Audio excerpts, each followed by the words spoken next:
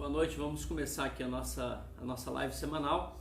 Hoje a gente vai falar um pouco sobre a vida de Paulo e também falando aí sobre a carta aos Romanos, a gente dando sequência no Novo Testamento. Vamos começar a falar hoje aí sobre as cartas, né, do apóstolo Paulo, né, que abençoou muitas nossas vidas, e dando sequência também à nossa leitura, né. Concluímos aí a leitura de Atos, de Romanos, agora vamos chegar a algumas cartas, né, e assim para a gente caminhar já para o final aí do Novo Testamento. Final de novembro a gente termina, a gente conclui, se Deus permitir, e dando sequência à nossa leitura bíblica. Não sei de vocês aí que estão participando hoje dessa live, quantos de vocês estão acompanhando a nossa leitura bíblica, mas se estão aí atrasados com a leitura, é importante aproveitar essas cartas que são menores, os capítulos, para assim a gente colocar em dia a nossa leitura.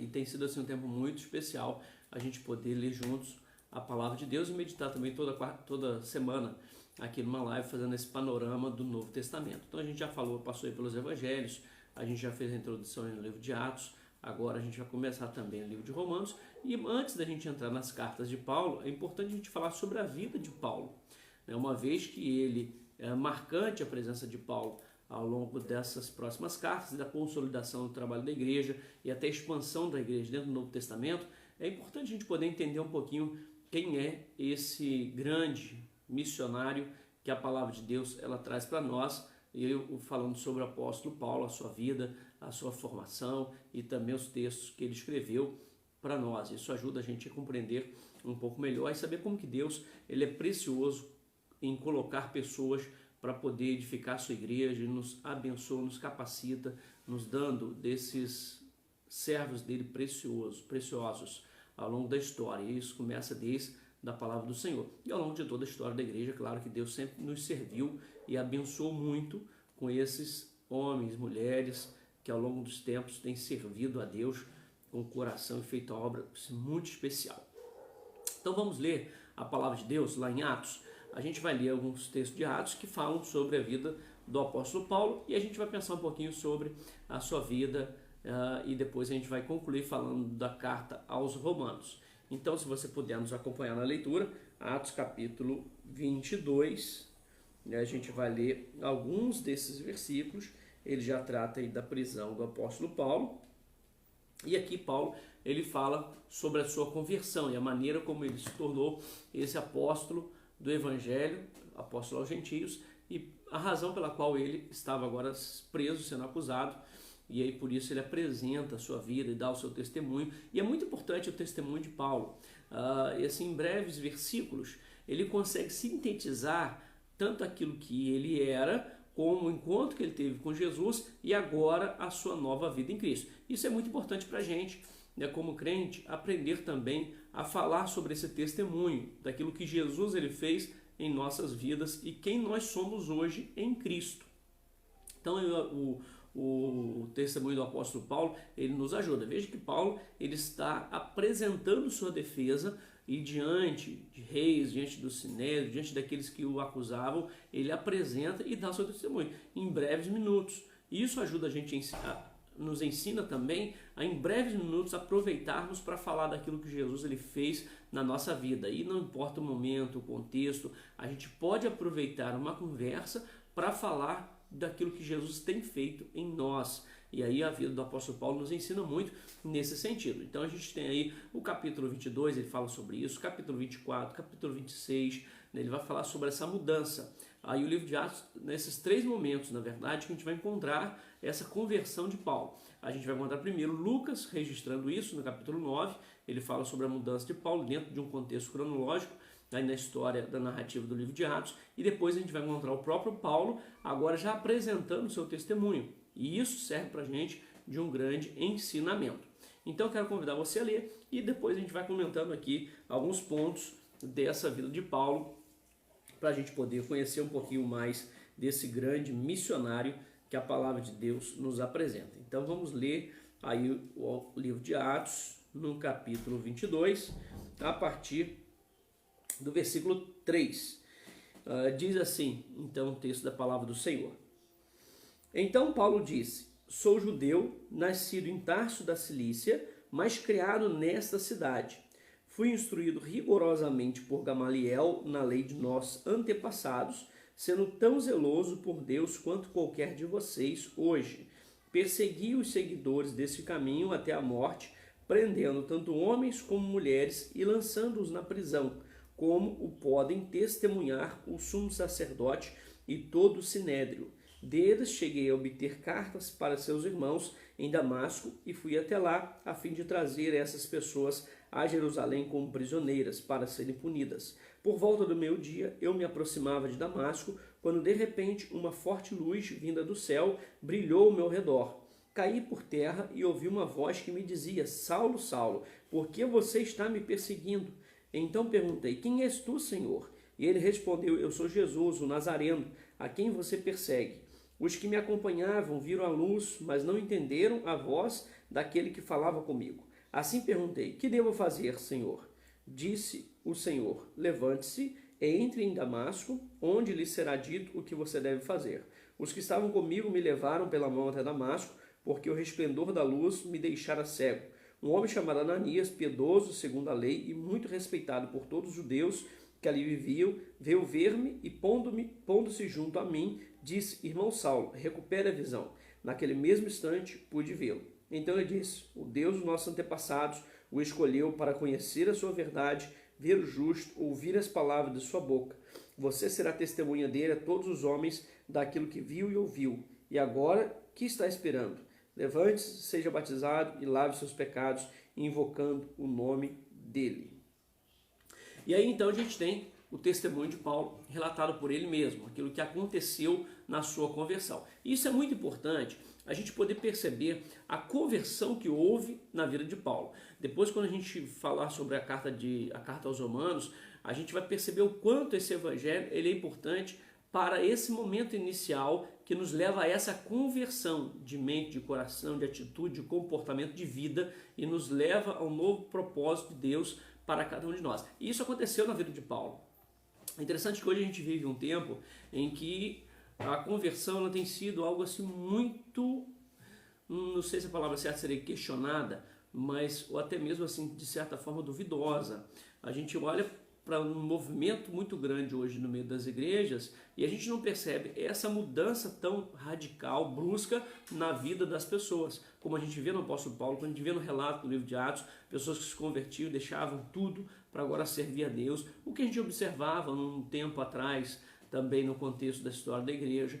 Então a conversão é um ponto marcante na nossa vida, em que a gente entende que não dá mais para viver da forma como vivíamos e agora, ao termos um encontro com Deus, a gente vive uma nova vida. Temos novos interesses, novos pensamentos, temos novos projetos para a nossa vida, tudo agora com o objetivo de servir e honrar realmente a Deus. A conversão ele é um ponto marcante e a gente não pode perder de vista aquilo que a Bíblia ela fala realmente para nós. Quem nós éramos antes de conhecermos esse Evangelho e depois de conhecer esse Evangelho, o que Deus realmente fez em nós e nos tornou, né, nos levando agora a viver os propósitos de Deus. E Paulo ele sintetiza isso nesse versículo que nós lemos. A gente pode perceber exatamente isso. Paulo começa falando da sua vida, quem ele era, a formação que ele recebeu, onde ele nasceu e o encontro que ele teve com Cristo ali naquela estrada de Damasco. E como isso mudou a sua visão, mudou a sua postura, mudou o seu trabalho, mudou o foco do seu ministério e agora passando a servir realmente a Cristo Jesus e se dedicando a pregar aquele evangelho que ele mesmo perseguia anteriormente. Como que a conversão foi algo assim marcante na vida de Paulo. E o livro aí de Atos, ele nos fala dessa transformação e depois Paulo também ao longo das suas cartas, ele vai compartilhando mais sobre essas questões também na sua vida. Mas quem era Paulo? Vamos pensar um pouquinho sobre quem era Paulo. E aí vamos pensar em algumas etapas, né, na sua vida, nessa transformação e depois no seu trabalho, naquilo que ele realizou que a gente tem aí no Novo Testamento. Bom, primeiro, quem era Paulo? Olha só, o versículo 3 nos informa um pouco sobre a sua infância. Ele diz assim: sou judeu, nascido em Tarso da Cilícia, mas criado nesta cidade. Então olha que ele fala sobre que ele era judeu. Isso é importante, a gente pensar sobre a sua linhagem, né? Paulo ele era um cidadão romano, mas ele era judeu. Isso traz a sua descendência, a sua linhagem, de onde realmente ele era. Ele nasceu nessa cidade, na cidade de Tarso da Cilícia, que hoje faz parte aí da moderna Turquia. A cidade da Cilícia, ela é localizada na Ásia Menor e era a capital da província romana da Síria Cilícia. Né? Então a capital fazia parte do Império Romano, uma grande metrópole, conhecida aí pela sua cultura multiforme, comércio internacional, por grandes universidades, marcava ali aquele contexto. Então uma cidade que tinha um desenvolvimento, uma instrução muito elevada por conta da universidade que tinha, com faculdade de filosofia, de medicina, um grande centro realmente de ensino nessa cidade. Talvez isso tenha influenciado diretamente a própria vida de Paulo, né, na sua instrução, tanto é que ele é uma pessoa assim, bem instruída. Então a gente percebe que o fato de ter nascido nessa região tem influenciado muito a própria vida de Paulo quanto à sua instrução. Então era uma cidade próspera, isenta de tributação, e culta, famosa pelas escolas, e por isso era uma cidade não insignificante. Veja em Atos 21, versículo 39, Paulo mesmo vai falar sobre isso também. Cidadão de Tarso, cidade importante da Cilícia. Algumas versões vão falar cidade não insignificante, porque de fato era uma cidade importante naquele contexto, e Paulo diz que ele nasceu nessa cidade.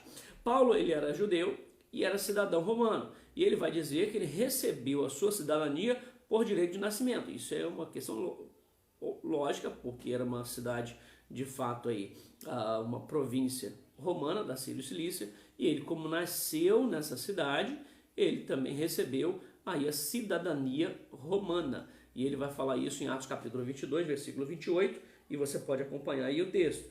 Então o comandante disse: eu precisei pagar um elevado preço por minha cidadania. Respondeu Paulo: eu a tenho por direito de nascimento. E quando Paulo então é preso, ele questiona o fato de ser cidadão romano e não ter tido direito de receber ali uma audiência, o tratamento adequado a um cidadão romano. E aí o comandante ele questiona, ele fala sobre isso, e Paulo diz: olha, eu tenho por direito de nascimento. O que mais que a gente pode pensar aqui sobre ele? A Bíblia também nos informa que, ou melhor, não fala nada aí sobre os pais de Paulo, né? Não temos aí informações na Bíblia sobre os seus pais de Paulo, mas ele era da tribo de Benjamim e também fazia parte do grupo dos fariseus. E aí lembra lá atrás que a gente falou, né, que havia algumas denominações, o que poderíamos chamar, né, o que a gente tem hoje de denominações dentro da questão evangélica. Ali tinha dentro do judaísmo algumas denominações, né? Tinha o grupo dos fariseus, dos saduceus, tinha os grupos dos herodianos, tinha outros grupos dos essênios. Então tinha alguns grupos dentro do judaísmo, e Paulo fazia parte do grupo dos fariseus. Filipenses capítulo 3, versículo 5, ele também vai falar um pouco sobre a sua vida, e aqui ele diz o seguinte, em Filipenses capítulo 3, versículo 5: circuncidado no 8º dia de vida, pertencente ao povo de Israel. Ele vai dizer aqui também que ele era judeu, povo de Israel. O que mais que ele acrescenta aqui? Da tribo de Benjamim, verdadeiro hebreu, quanto à lei fariseu. Então, olha, apesar de não falar nada sobre os pais, fala da sua descendência. Ele era israelita, judeu, da tribo de Benjamim. Então a gente vê que a linhagem dele era a tribo de Benjamim, e aí a gente pode buscar lá no Antigo Testamento e você vai conhecer as descendências lá da tribo de Benjamim. Mas ele vai dizer também quanto à lei fariseu. Pertencia ao grupo do fariseu, que é essa espécie aí de denominação, uma divisão dentro do judaísmo naquele contexto. Por algumas razões, aí ele foi então para Jerusalém. É bem provável que ele tenha ido para Jerusalém para concluir os seus estudos, e por isso ele foi educado aos pés de Gamaliel. Atos 22, versículo 3, ele vai dizer: fui instruído rigorosamente por Gamaliel na lei dos nossos antepassados, sendo tão zeloso por Deus quanto qualquer de vocês hoje.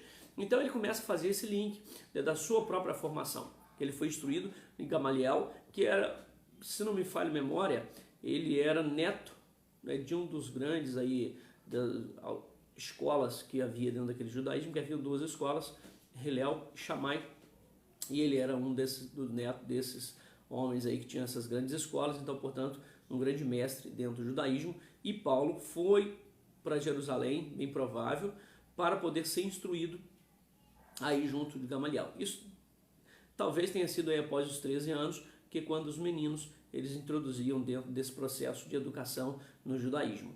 Então é bem provável que ele tenha sido enviado para Jerusalém para concluir e ser instruído dentro da lei, né, como ele diz aí nesse capítulo que nós lemos. A gente não sabe muito sobre os seus pais, mas segundo a história de alguns autores, né, claro que aí a gente está citando alguns autores, não dá para a gente poder ter tanta segurança sobre isso.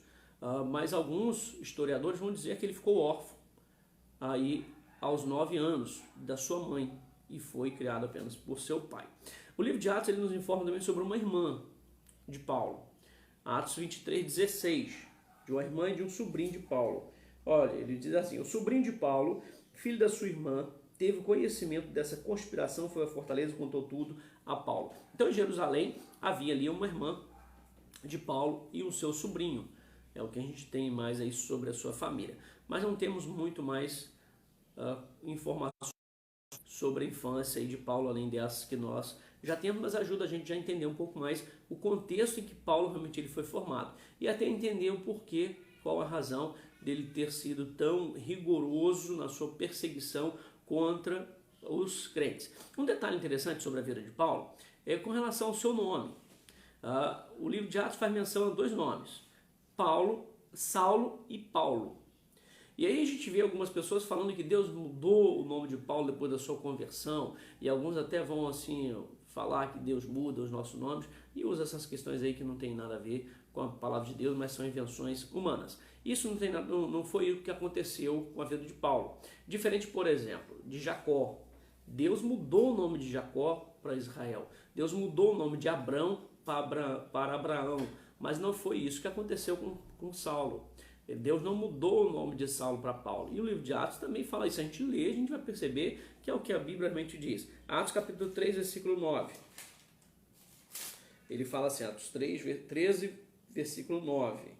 Então Saulo, também chamado Paulo, e ele diz bem claro o texto, ele não está dizendo que Deus mudou o nome de Saulo para Paulo, ele está dizendo também chamado Paulo. E aí, na verdade, eram 2 nomes que ele tinha. Saulo é o nome hebraico, Saulo é o nome hebraico, que ele recebeu no momento da sua circuncisão. Lá em Filipenses ele fala, circuncidado ao 8º dia, então era quando o menino recebia o nome, quando ele era circuncidado. Ali o pai dava o nome para o filho, e assim ele recebeu Saulo no momento da sua circuncisão. E Paulo era um nome gentio, que ele usava e que na verdade significa pequeno, menor. A tradução aí do nome Paulo, não é uma mudança, mas 2 nomes. E por isso talvez a gente conheça mais como Paulo, porque o seu ministério foi entre os gentios.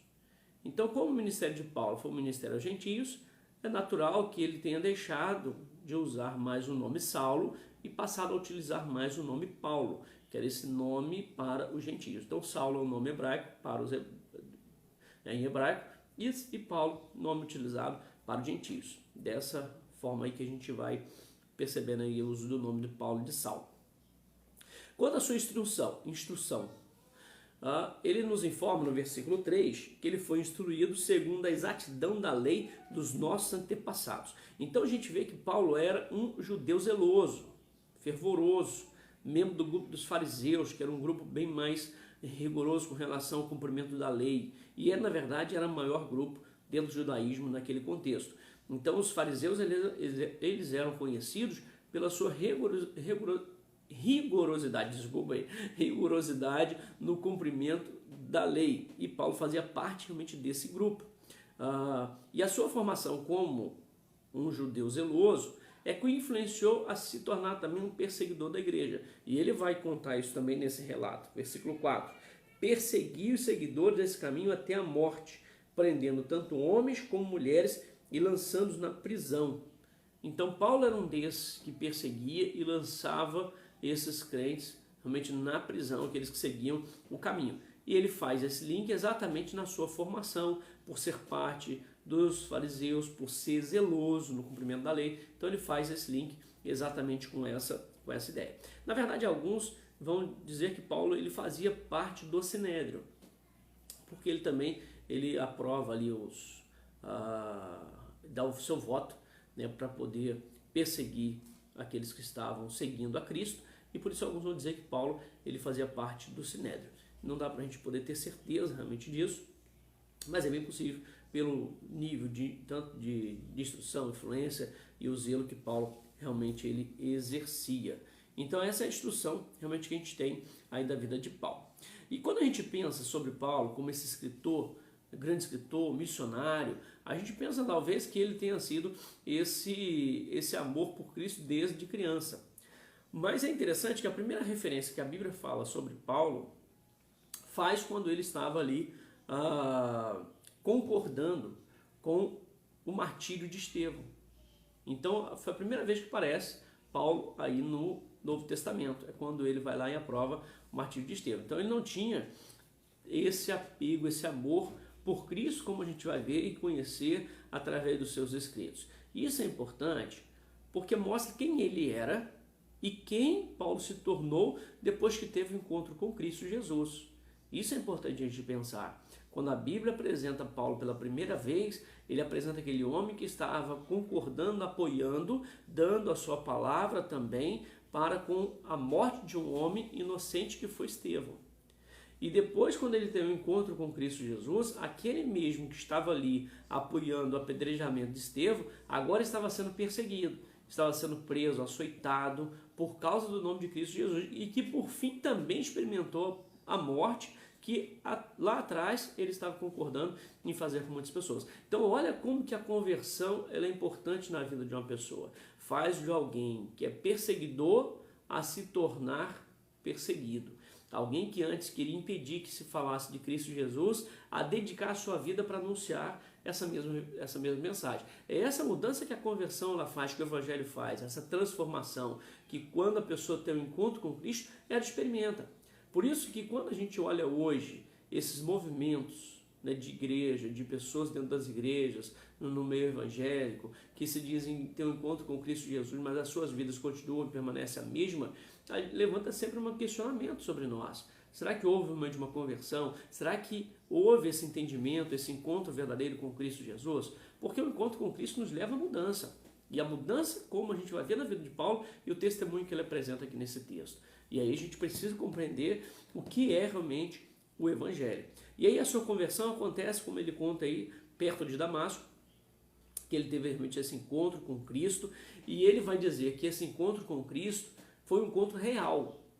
Não é assim uma visão que ele teve, mas foi um encontro verdadeiro com Cristo. E ele vai relatar que foi o mesmo encontro que os outros apóstolos tiveram também. Lá em Coríntios, capítulo 15, do versículo 5 ao versículo 8, ele relata esse fato, e por isso ele é também um apóstolo, porque ele teve esse encontro com Cristo, recebeu de Jesus, e ele fala assim, apareceu a Pedro, depois aos 12, depois disso apareceu mais de 500 irmãos de uma só vez, a maioria dos quais ainda vive, embora alguns já tenham adormecido. Depois apareceu a Tiago, então a todos os apóstolos. Depois desse apareceu também a mim, como um que nasceu fora do tempo. Então percebam como que ele vai reconhecer, ou ele vai dizer que essa aparição de Jesus na estrada lá no caminho de Damasco, a ele foi a mesma aparição que os apóstolos tiveram. Então que ele viu realmente Jesus, teve esse encontro pessoal com Jesus. E isso é prova do seu apostolado, a sua conversão se dá realmente nesse momento. Os ensinos de Paulo, não dá para a gente dizer exatamente qual é a origem do ensino de Paulo, mas a gente pode perceber algumas influências, né, sobre o ensino de Paulo. Alguns vão questionar sobre o seu ensino porque a gente não tem muito do Jesus terreno, né, diferente, por exemplo, dos evangelhos, que a gente vai encontrar muito da história de Jesus, da vida de Jesus. Os ensinos de Paulo não traz muito sobre isso, ele não tem tanta essa preocupação de relatar sobre esse Jesus, e alguns vão até questionar sobre isso, né, que Paulo dá pouca ênfase ao Jesus histórico, mas é claro que ele está falando, ele reconhece a historicidade de Jesus, né, que Jesus viveu aqui nesse mundo, e ele vai reconhecer isso, é impossível a gente não perceber isso nos ensinos de Paulo, né, mas é claro que alguns querem distorcer aquilo que Paulo ele escreve, e a gente pode perceber não só o reconhecimento de Jesus, mas os próprios ensinos de Jesus também nos ensinos de Paulo.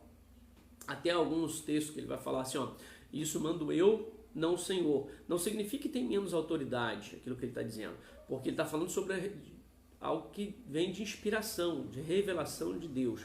Mas quando ele fala isso, mando eu, não o Senhor, é porque ele está reconhecendo que Jesus não havia falado sobre aquilo anteriormente. E quando ele fala que manda o Senhor, não eu, ele está repetindo alguns ensinamentos que Jesus ele trouxe. Mas é claro que quando Jesus ensinou, algumas questões ainda não estavam acontecendo no contexto da igreja.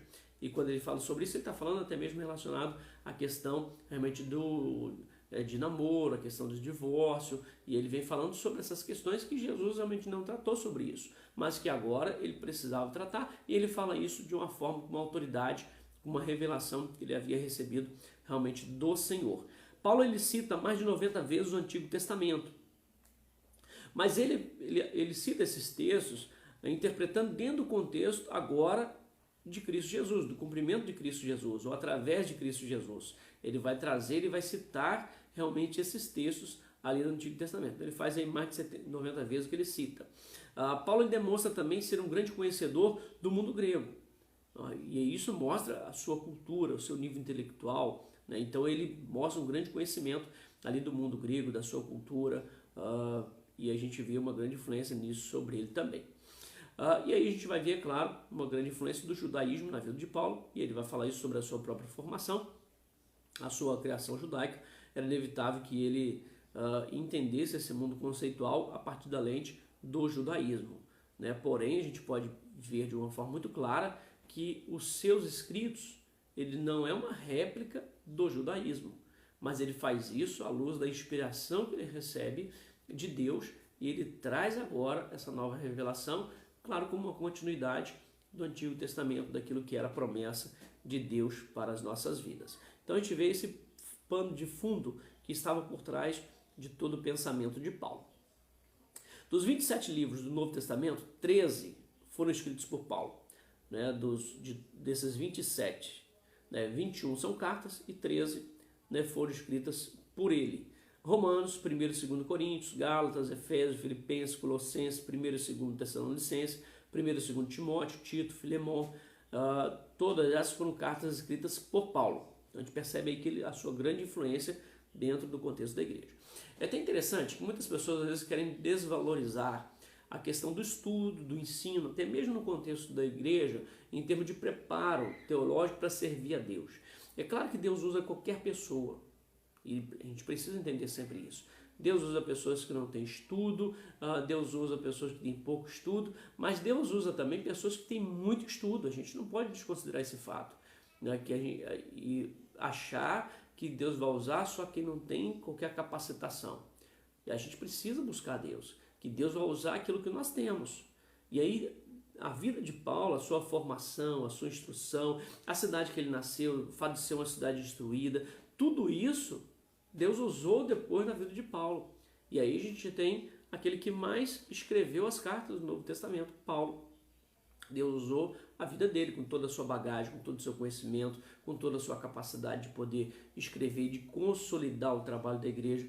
Paulo foi esse homem usado por Deus, não só na expansão missionária, mas também da consolidação realmente da igreja, e Paulo faz isso de uma forma muito especial, e é o que nós temos hoje de muito conteúdo doutrinário, é através realmente da sua vida. Então é importante a gente pensar nisso, que Deus usa também pessoas instruídas, pessoas capacitadas e que são usadas realmente por Deus.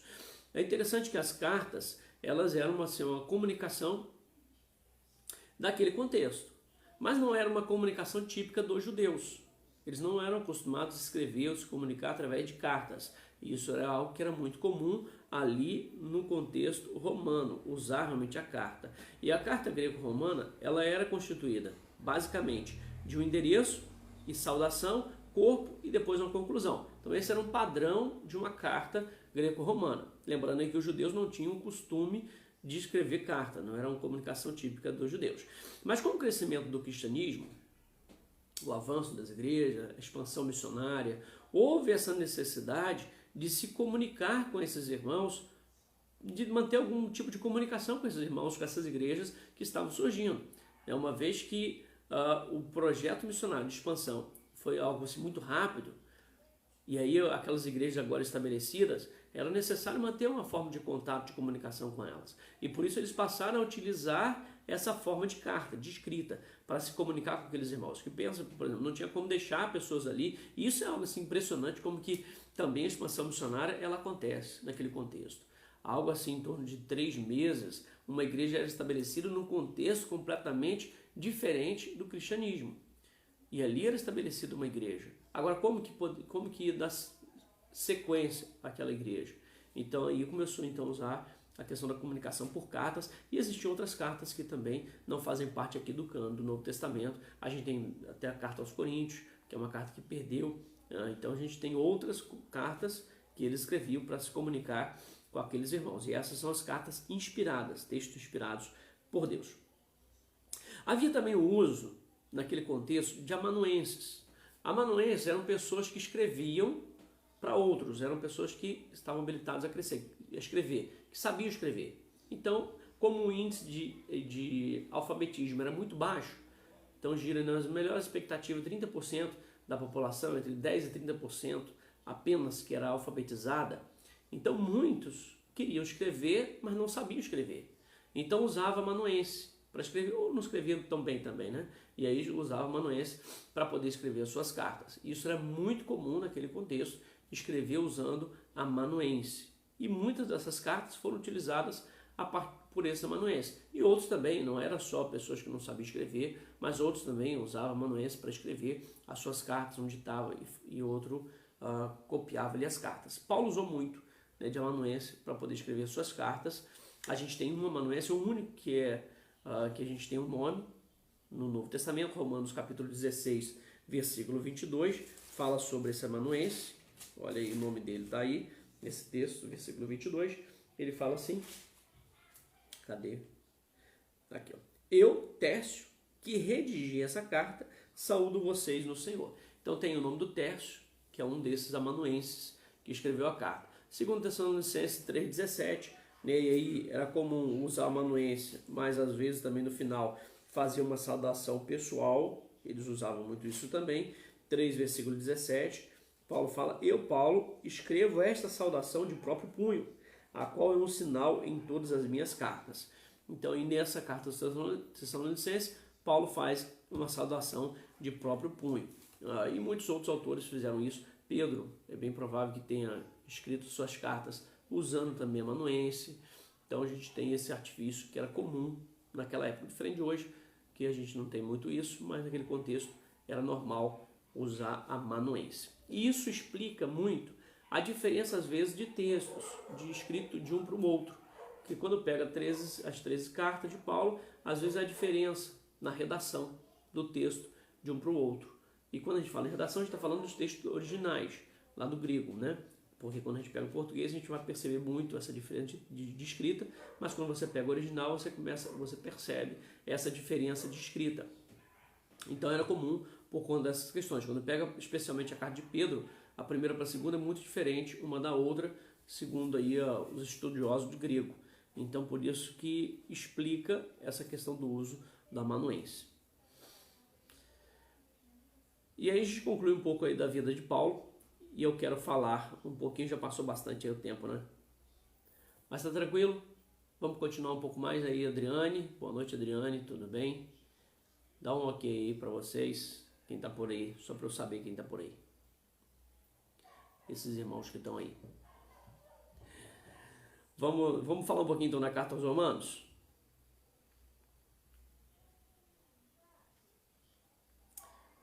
Então vamos lá. Romanos. Aparece aí como primeiro, né, no Novo Testamento, como carta que Paulo escreveu. Então, logo no primeiro versículo, primeiro capítulo, né, de Romanos, a gente tem aí a indicação do seu autor, Paulo, servo de Cristo Jesus, chamado para ser apóstolo. Então, logo no primeiro versículo, a gente tem aí Paulo colocando como autor dessa carta, né, que ele escreve essa carta, e isso é uma ampla aceitação da autoria de Paulo, até mesmo pelos estudiosos mais críticos, eles vão reconhecer que Paulo realmente foi o autor da sua carta. Isso é interessante porque algumas cartas não trazem a autoria. E aí há um questionamento sobre a autoria, mas ela não tem autoria escrita. Agora, quando ele já diz, o texto está dizendo que foi Paulo que escreveu, e alguém vai chegar lá e dizer assim, não foi Paulo que escreveu. Aí é claro que se coloca em xeque a própria autoridade do texto. E aí a gente vai ver aqui que quem escreveu foi Paulo, e isso é um grande reconhecimento que Paulo escreveu essa carta usando aí Tércio como amanuense. A gente já até falou sobre isso, não vou voltar a falar sobre essas questões aqui. Essa carta é bem provável que ela tenha sido escrita de Corinto. Paulo ele passa um bom período de tempo ali em Corinto, exatamente mais ou menos nesse contexto, nesse período aqui. Então é bem provável que ele tenha escrito essa carta de Corinto. Ele faz algumas citações de algumas pessoas, por exemplo, ele fala da Febe, ou dessa mulher que vivia em Secreia, que era vizinha a Corinto. Ele fala de um tal de Gaio, que ele manda saudação lá em 16, e é bem provável que tenha sido o Gaio que ele batizou lá em Corinto. Ele fala sobre o Erasto, e esse Erasto também tem uma inscrição dele na cidade de Corinto. Então são alguns argumentos que situam essa carta como tendo origem de Corinto. Quando ele estava ali em Corinto, exercendo o ministério, um tempo que ele permaneceu ali, ele tem escrito essa carta aos irmãos que estavam em Roma. E tendo isso como fato, como verdade, né, a origem da carta em Corinto, a sua data ela vai ficar em torno aí de 57 depois de Cristo, porque é o período mais ou menos em que Paulo esteve ali em Corinto na sua terceira viagem missionária. Então a gente vai situar também a data nesse período de 57 depois de Cristo. Ele escreve essa carta aos irmãos que estavam em Roma, né, claro isso, não era uma igreja que foi organizada por ele. Romanos capítulo 1 nos informa sobre isso, não foi Paulo que organizou aquela igreja. Alguns irmãos, a gente não sabe exatamente qual é a origem desses irmãos, como que esses irmãos conheceram o evangelho, mas é possível que tenha sido em Atos capítulo 2, lá na festa de Pentecostes. Esses irmãos que eram judeus, eles vieram para Jerusalém, ali ouviram o evangelho, depois voltaram para Roma, e ali tenham estabelecido essa igreja, né? Mas não era uma comunidade em que a maioria era judeus. A maioria é provável que eram gentios, mas havia judeus e gentios ali naquela igreja de Roma. Então ele escreve aparentemente para esses dois públicos aí distintos, judeus e gentios, e por isso ele vai estabelecer algumas questões aí no capítulo 11, especialmente capítulo 14, falando aí sobre esses dois grupos de pessoas. Ele até fala sobre aquela questão de comer carne, não comer carne. Ele fala que a gente precisa então compreender aquele que come, aquele que não come. Então ele trabalha essas questões. Então por isso dá para a gente entender que haviam esses dois grupos ali no meio da igreja de Roma. Há um autor chamado Carson, né? Você pode ler os livros dele, tem um livro de introdução ao Novo Testamento de Carson. Ele vai dizer o seguinte: Paulo se dirige a uma comunidade mista de cristãos judeus e gentílicos. Quase certamente, contudo, os cristãos gentios constituem uma maioria suficientemente grande para justificar o fato de Paulo incluir a comunidade cristã em Roma dentro da esfera daqueles gentios, para que seu apostolado estivesse especialmente voltado. Então, assim, é claro que se não fosse a maioria gentílica, ele não teria escrito essa carta. Ele escreve também com sentido, com propósito, de encorajar os crentes de Roma a partilhar em sua compreensão do ministério do Evangelho, como meio gracioso e eficaz de Deus para satisfazer as necessidades morais do homem diante dele e suas necessidades relacionais entre si mesmos. Ou seja, Paulo escreve para mostrar como que esse Evangelho ele alcança o homem e transforma esse homem pecador distante de Deus em alguém então liberto do pecado e agora em comunhão com Deus. Ele mostra que isso é feito através da fé em Cristo Jesus, somente a fé. O versículo 16 do primeiro capítulo, ou aliás, versículo 17 do primeiro capítulo, ele mostra isso. Porque no Evangelho é revelado a justiça de Deus, uma justiça que do princípio ao fim é pela fé, como está escrito, o justo viverá da fé.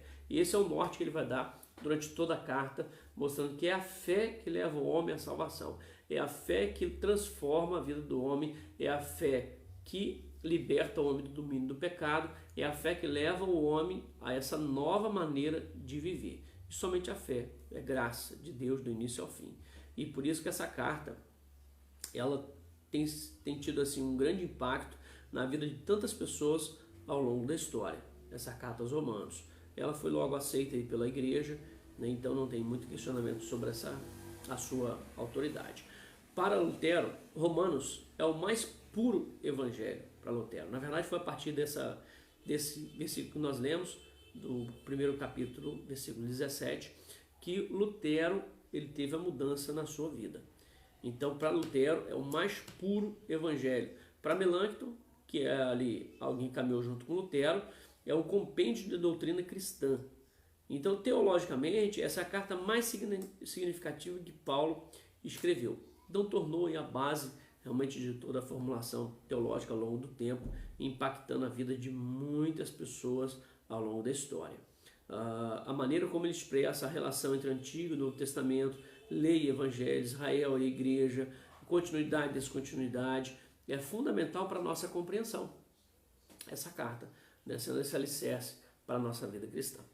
Que Deus nos abençoe e nos ajude a crescer cada vez mais, ouvindo aquilo que esse Evangelho ou que essa carta ela apresenta para nós. Eu quero concluir essa live com o final do capítulo, com o último capítulo de Romanos. Não vou ler o capítulo todo, claro, mas eu quero apenas trazer uma reflexão para nós a partir desse texto. Gosto muito desse texto aqui, do final de Romanos. Claro, toda a carta de Romanos ela é muito especial, ela é muito impactante para as nossas vidas. Mas o último capítulo, a gente não para analisar muito esse último capítulo, porque na verdade são saudações que Paulo faz. Esse último capítulo, Paulo dedica todo esse capítulo fazendo saudações e reconhecendo o trabalho de muitos irmãos. Na verdade, em torno de 25, 28 pessoas que ele relaciona aqui nesse texto, no final do capítulo. Isso mostra pra gente que mesmo alguém como o apóstolo Paulo, alguém tão capacitado como ele foi, alguém tão dedicado como o apóstolo Paulo, alguém chamado para ser apóstolo como ele, um grande missionário, um grande apóstolo, com grande capacitação, precisa de outras pessoas para realizar a obra do Senhor. Ninguém pode realizar a obra de Deus sozinho. A obra de Deus não será realizada por uma única pessoa, mas são várias pessoas trabalhando juntos que vão realizar a obra de Deus. E esse capítulo 16, ele mostra exatamente essa realidade. E aí nós precisamos ter humildade para saber que vamos fazer a obra de Deus juntos e saber que Deus ele vai usar pessoas para realizar essa obra.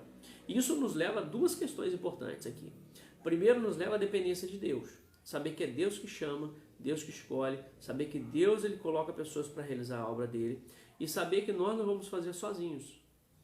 Isso nos leva a colocar a nossa vida diante do Senhor para realizar a obra dele, mas também nos leva à humildade, saber que nós não faremos tudo sozinhos, que a obra de Deus depende uns dos outros para ser concluída, para seguir adiante. E Paulo reconhece isso aqui nesse texto. Ele não se deixa envaidecer, ou que o trabalho é dele, ou ele que é capaz de fazer, mas ele reconhece que todas as pessoas são importantes. Nomes que a gente nem sequer sabe, nomes que a gente não sabe exatamente o que fez, mas que ele escreve aqui nesse texto. Eu sei que ao longo dos séculos, dos anos, muitos servos de Deus preciosos deram a sua vida para que a igreja fosse estabelecida, para que o evangelho chegasse até nós, e são nomes que realmente foram ou são esquecidos, né, pela história, mas com certeza são lembrados por Deus e foram tão importantes para a obra de Deus. E aí a gente precisa pensar sobre isso. Nós precisamos colocar a nossa vida à disposição de Deus para realizar a obra do Senhor, sabendo que Deus vai usar pessoas para essa obra. Precisamos também ter a compreensão de que outras pessoas precisam se juntar a essa obra para que possamos realizá-la, porque sozinhos não seremos capazes de realizar a obra do Senhor. Que Deus nos abençoe, que Deus abençoe a sua vida e que possamos juntos crescer a cada dia mais. Irmã Márcia, que Deus abençoe também, irmã Márcia, né? Boa noite. E a todos vocês que estão aí participando dessa live nessa noite. Também a irmã Luciene, Deus abençoe, um abraço à irmã Luciene. Aqueles que estão participando aí do nosso clube de leitura, que Deus abençoe também a vida de todos vocês. Vamos orar para a gente concluir aqui a nossa live. Senhor nosso Deus, obrigado por esse tempo aqui juntos, obrigado pela Tua palavra que nos instrui, nos ajuda a crescer a cada dia mais, que possamos perseverar, crescendo no conhecimento do Senhor. Também, ó Deus, que possamos colocar as nossas vidas à Tua disposição para realizarmos a Sua obra, que possamos entender que sozinhos não vamos realizar coisa alguma, mas que dependemos uns dos outros para realizarmos a Tua obra, que possamos caminhar humildemente, mas colocando nossa vida à disposição do Senhor para realizar a Tua obra. Abençoe, Deus, a todos nós, nos ajude a proclamar esse Evangelho que transforma, que liberta, que restaura, para que possamos ver também pessoas, assim como Paulo, experimentando uma conversão verdadeira através do Evangelho do Senhor Jesus. Oramos, a Deus, agradecidos por tudo, em nome de Jesus. Amém. Que Deus abençoe, um forte abraço a cada um de vocês. Irmão Eval, também Deus abençoe, irmão Eval, seminarista. Deus abençoe, um forte abraço.